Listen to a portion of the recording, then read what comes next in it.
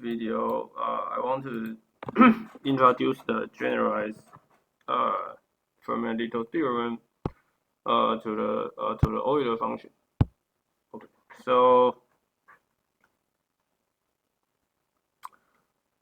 let me recap what we have proved that so Fermat-Little theorem. So Fermat-Little theorem says that if A is an integer which co-prime to P is some prime number, so P is prime, like 2, 3, 5, 7, 11, 13. Then A to the P minus 1 power divided by P, not divided by, it's modulo P will be 1. So that means the remainder of is 1. If you use A to the P minus 1 power divided by P, the remainder is 1. And then we already talked some example.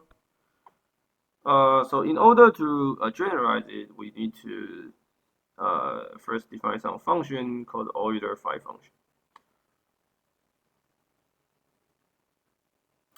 So basically, phi is a function from integer, a positive integer to positive integer. I define phi of 1 is 1. Okay. And so phi of x, n, if n is larger than 2, then the definition is you take the integer which is larger or equal to 1 but smaller than n, and x is co-prime to n. These sets, and you count how many of them. So for example, if phi of 2 just 1 and 1, because only 1, right? Only one in this set. So the number of it is 1. Phi of 3 contains 1 and 2. So remember that 1 and 2 are all co-prime to 3 because 3 is a prime number. And the phi of 4 just number of just 1 and 3. Notice that 2 is not in this set because 2 is not co-prime to 4. 2 is not co-prime to 4. So 2. And phi of 5 is prime, so it contains 1, 2, 3, 4 is 4. And the phi of 6 contains 1 and 5. Notice that 2 is not co-prime to 3 because they have common factor 2, and the 3 is also not co-prime to 4. 12 to 6, and the 4 is now also not co-prime to 6. Okay, so basically you can keep going. So and a simple notification is that phi of p, if p is prime, since p is prime, so every integer smaller than p will co-prime to p. So just 1, 2, 3 to p minus 1, so it's p minus 1. Okay. So what's the next? So what's next step? Okay. Okay. So now we need to talk about how to compute. How to compute phi of n in general. So basically we need two formula. So the first formula is if this large n can be written as m times n, and the m and n are co-prime, means that their greatest common divisor is 1, or their GCD is 1. GCD. And phi of mn is equal to phi of m times phi of n. I will not prove this. I will not rigorously prove this in this video. But you can think about it. Basically, it's come from definition, right? Because if if x is co-prime to m times n, that means x is co-prime to m, and x is co-prime to n. And since m n are co-prime to each other, so any number which is co-prime to both will co-prime to their product. So basically, it just follow from definition, and you can think carefully, and you know why. And the second is we need to. So from this one, right? I can suppose n, because we know that any integer contains the prime factor, the prime decomposition. So from this we know that if we want to compute the general large N, then we just compute it via the prime power. So once we can compute the prime power, then we can compute anything.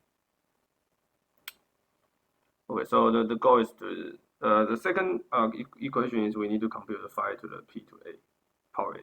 Right? So the formula is p to pa minus pa1 by 2. So the proof is also easy because you can check some example to get a feeling. Because if you go to phi 8, then basically you have 2 for. Okay, sorry. You just compute 1, 3, 5, 7. So basically, so basically you need to ask how many x smaller than p to the a has p as its divisor, right? And it's very easy because the probability the fraction of its x to be p divided by x is just p minus 1 1 divided by p, right? Suppose you give me even integer, then I want to ask how many x which is odd, then I just divide this integer by 2, and this is just if you go to general p, then you just divide this by 1 minus p. So this is a fraction. So phi to the pa, I can denote it as pa minus 1. Basically, it's pa times 1 minus p. 1 minus 1 over p. Okay. So in general, so now let me try some examples. Suppose phi of 10 is equal to phi of 2 times phi of 5. And we already know that this 1 times 4 is 4. And to count it, we need to count how many integers smaller than 10 but larger or equal than 1, which is coprime to 10. So it's basically 1, 3, 7, 9. Okay, and phi of 20, then you know how to compute just 4 times phi of 5. So phi of 4 is what? Is 2, right? 1 is 3, so it's 2 times 8. Okay, so now I can state the theorem. So suppose a is integer which is coprime to n. A is coprime. Then a to the phi to n divided by n will modulo is 1. Modulo n is 1. So this is a generalization of the Fermat-Little theorem, because if large n is p, then phi to n just p minus 1. Okay, so the generalization to Fermat.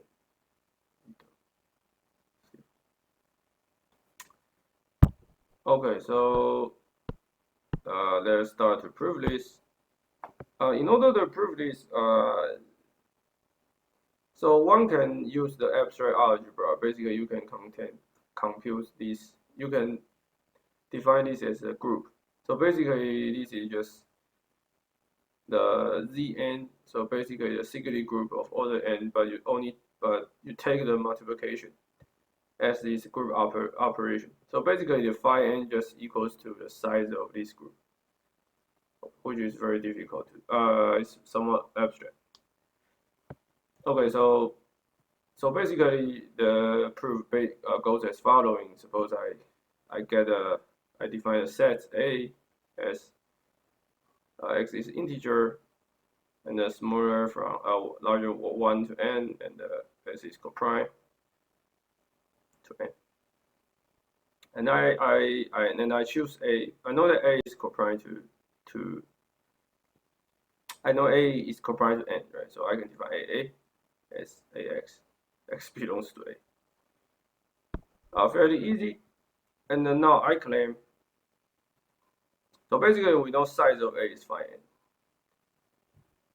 Okay, so I claim size of A is also phi n. How?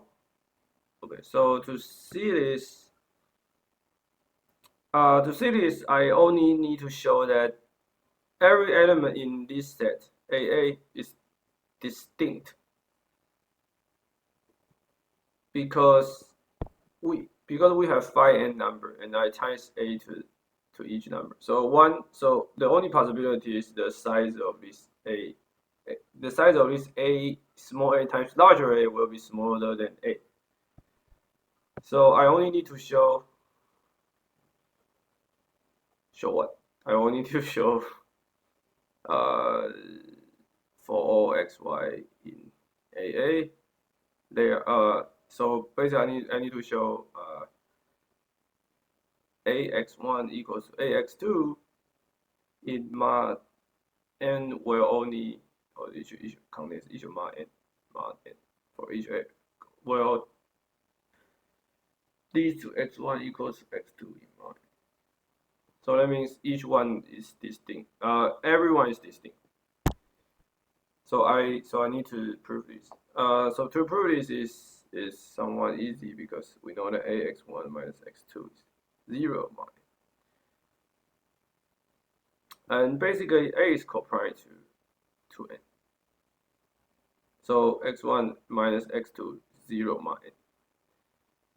But x1 x2 are all numbers from 1 to but x1 x2 are all number in this larger A. So and larger A contains every integer which is not coprime to n. So basically there's no hope to this satisfaction to satisfy, because if this set number this need to be satisfied, that means x1 equals to x2 need to at least contain some n. But x1 x2 are all smaller than n. So no way to see this. Okay, so basically what we show is that as a set, AA is just the same as A. Okay, so now to prove this, we already proved it.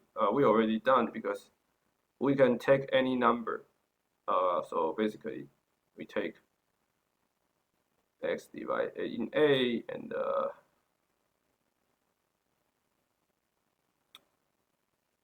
let me see how to say. X belongs to AA and x to the and I multiply all of these.